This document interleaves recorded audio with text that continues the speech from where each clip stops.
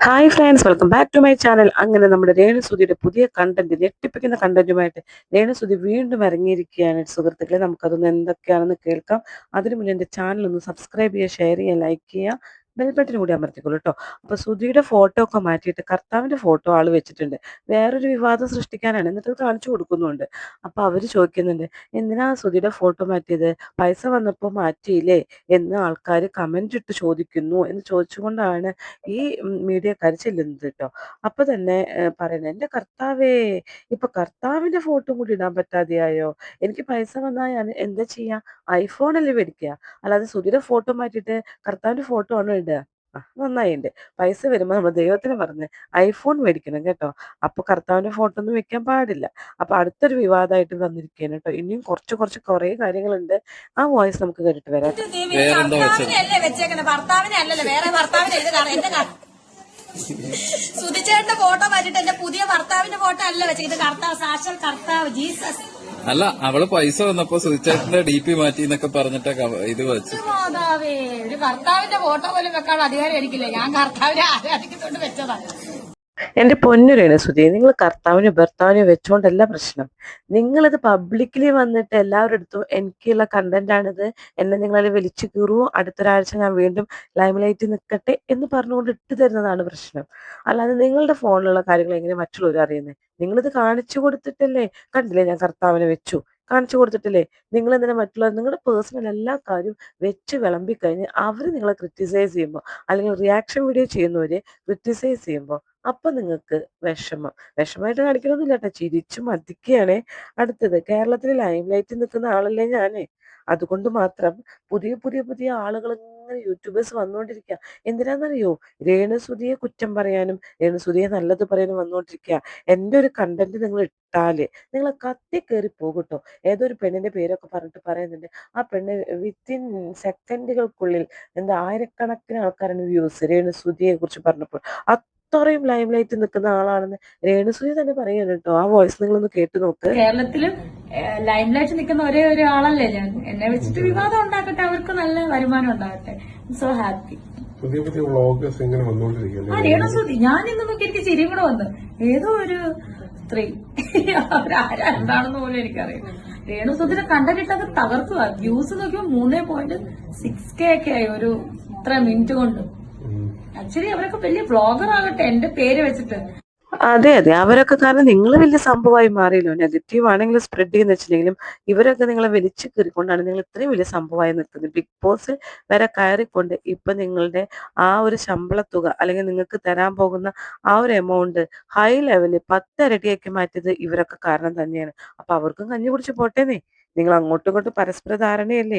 പിന്നെ ആദ്യമൊക്കെ സ്വർണ്ണങ്ങളൊക്കെ ഞങ്ങൾ എന്താ ചെയ്യാ, പണയം വെക്കുമായിരുന്നു കേട്ടോ. ഒന്നും കഴുത്തിലും കാതിലൊന്നും ഇട്ടില്ല. ഇപ്പൊ അങ്ങനെയൊന്നുമല്ല. ഇപ്പൊ എല്ലാം എൻ്റെ കയ്യിലുണ്ട്, ഡയമണ്ടും എല്ലാം ഉണ്ട്. കാരണം എന്താ വെച്ചാൽ എൻ്റെ അക്കൗണ്ടിൽ അത്യാവശ്യം പൈസ ഉണ്ടല്ലോ. അത് നമുക്ക് കേട്ട് നോക്കി നോക്കാം കേട്ടോ. അതിപ്പോഴും കിടപ്പുണ്ട് കേട്ടോ. പണ്ടത്തെ അവസ്ഥയൊക്കെയാണ് ഇത് എപ്പോഴേ പണയം വെച്ച് പോയാൽ. അതിന്റെ ആവശ്യമില്ല. പണ്ടാണെങ്കിൽ ഇതൊക്കെ ഇപ്പൊ പണയത്തിനില്ല.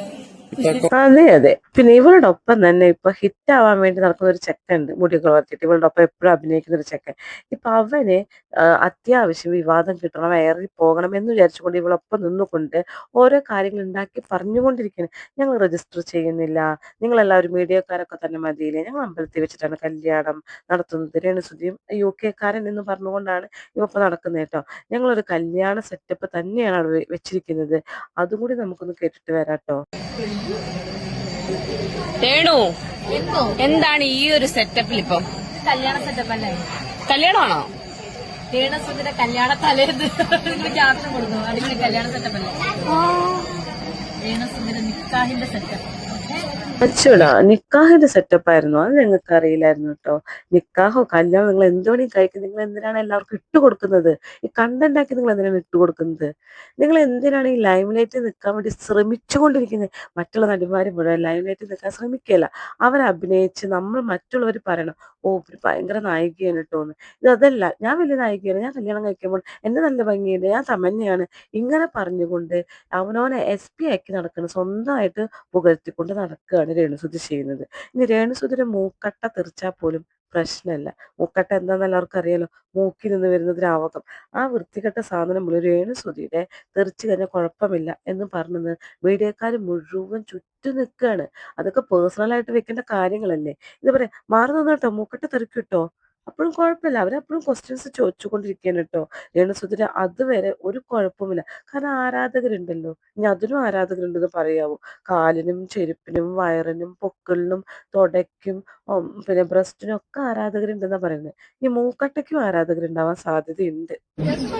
മൂക്കട്ട തെറിച്ച് എനിക്ക് നല്ല ജലദോഷമായിട്ട് ചിരിപ്പിക്കല്ലേ. മൂക്കട്ട വരൂടാ, ജലദോഷം വരും. മൂക്കിന്ന് മൂക്കട്ടല്ലാതെ പിന്നെ എന്താണ് വരുന്നത് രേണുസുധി? ഇതൊക്കെ പേഴ്സണലാക്കി വെച്ച് ടോയ്ലറ്റിൽ പോയി അതൊക്കെ വൃത്തിയാക്കിയിട്ട് വേണം വരാൻ. ഇതൊക്കെ നാട് മുഴുവൻ മൂക്കട്ട വരെ കണ്ടന്റ് ആക്കി എടുത്തിടാണ് രേണുസുധി. ഇങ്ങനെ ഒരു സാധനം. അടുത്തത് കണ്ടോ, മുഖത്ത് കുറെ കുരുക്കൾ വന്നിട്ടുണ്ട് കേട്ടോ.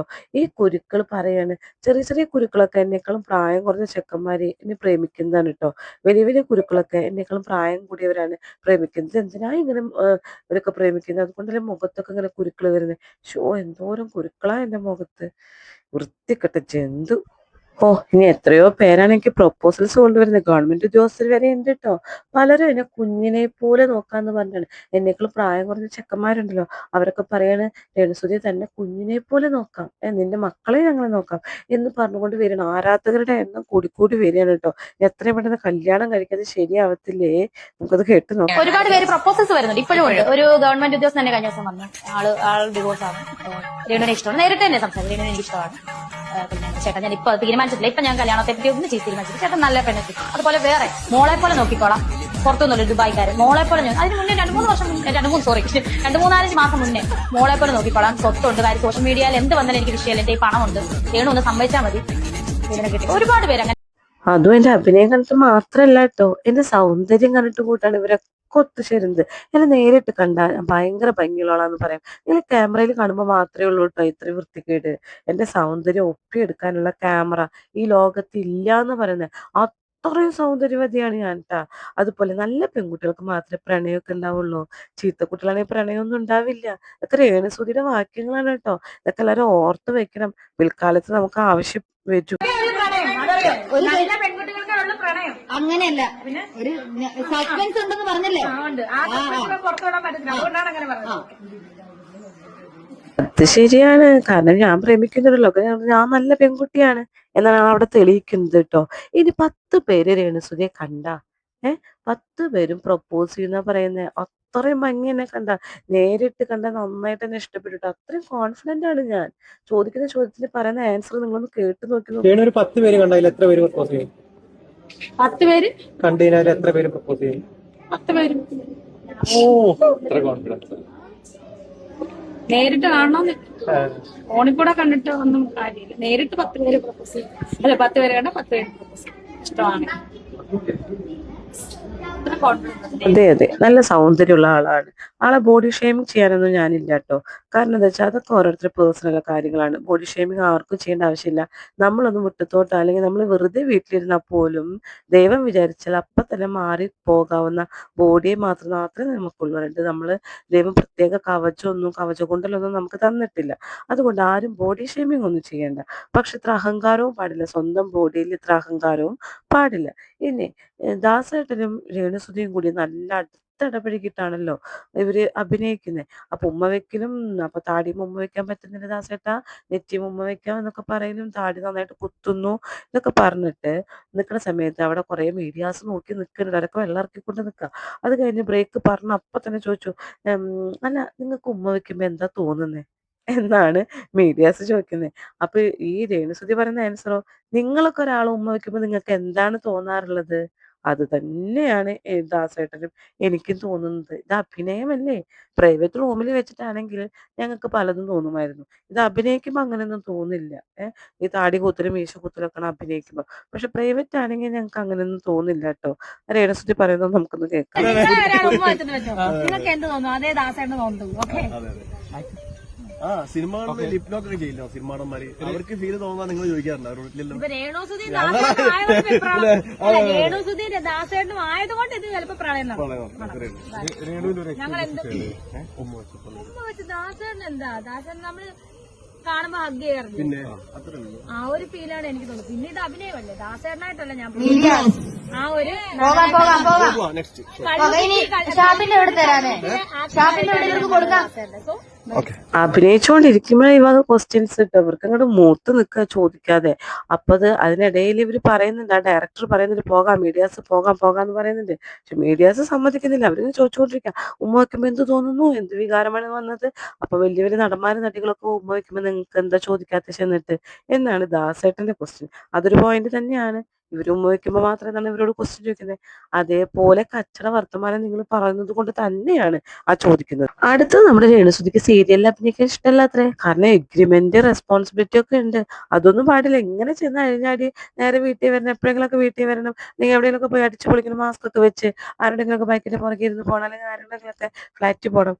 അല്ലാതെ ഇങ്ങനെ സീരിയലിൽ ഇങ്ങനെ ഷെഡ്യൂൾ വെച്ചിട്ടുണ്ടല്ലോ 10 ദിവസം ഇവിടെ, അങ്ങനെയൊന്നും പറ്റത്തില്ല. അതുകൊണ്ട് ബിഗ് ബോസിൽ നമ്മൾ കണ്ടതാണല്ലോ. അപ്പൊ ഫ്രീ ബേർഡ് ആയിട്ട് എനിക്ക് പറക്കണം എന്നാണ് പറയുന്നത്. ആ വോയിസ് കൂടി കേട്ട് എനിക്ക് നമുക്ക് സീരിയലിൽ അഭിനയിക്കാൻ താല്പര്യമില്ല. എന്നോട് ചോദിച്ചിട്ടുണ്ടല്ലോ സീരിയലിൽ ഞാന് എനിക്ക് അഭിനയിക്കാൻ താല്പര്യമില്ല. കാരണം എഗ്രിമെന്റ് ചെയ്യണം, അത്രയും ഞാൻ ചെയ്യത്തില്ല. ഞാൻ ചക്കപ്പഴം സീരിയലില് ഞാൻ അഭിനയിച്ചിട്ടുണ്ട്, അലിയൻസിൽ. അപ്പൊ എന്നോട് പറഞ്ഞ ത്രൂ ഔട്ട് ചക്കപ്പഴത്തിൽ വേഷം തരാം. 15 ദിവസം എല്ലാ മാസവും. ഇവിടെ നിങ്ങൾ കാര്യം ശ്രദ്ധിച്ചു, മീഡിയക്കാർ മുഴുവൻ രേണുസുതിയുടെ ക്വസ്റ്റ്യൻ ചോദിക്കുന്നത്. രേണുസുതിയെ അവർക്ക് ആൻസർ കിട്ടാൻ വേണ്ടു. കാരണം എന്തെങ്കിലുമൊക്കെ വെള്ളി വീണ് ആകെ വൈറലാവും. ആ സമയത്ത് ദാസേട്ടന്റെ ഇടയിൽ കിടന്നിട്ട് ഞാനേ ചക്കപ്പഴം എന്ന് പറഞ്ഞിരിക്കുകയാണ്. അവർക്ക് ആ ദാസേട്ടന്റെ മറുപടി എന്തിനാണ് വേണ്ട. പിന്നെ എന്തിനാണ് നിങ്ങൾ ഇത്ര കഷ്ടപ്പെടുന്നത് എന്റെ ഇടയിൽ കിടന്ന് വർത്താനം പറയാം. ഞാൻ അങ്ങനെയൊക്കെ അഭിനയിച്ചിട്ടുണ്ട് എന്ന് ദാസേട്ടൻ വെളിവാക്കുകയാണ്. പക്ഷെ രേണുസുതി അഭിനയിച്ചത് രേണുസുതിയുടെ വാക്യങ്ങളും രേണുസുതിയുടെ നെഗറ്റിവിറ്റി മാത്രമേ മീഡിയാസിന് വേണ്ട. എന്റെ പൊന്ന് ദാസേട്ടാ, ഇതിന്റെ ഇടയിൽ കയറി നിരങ്ങല്ലേ. അവരൊന്ന് വൈറലായിക്കോട്ടെ. ഇത്രയേ ഉള്ളൂ കേട്ടോ. ഓക്കെ.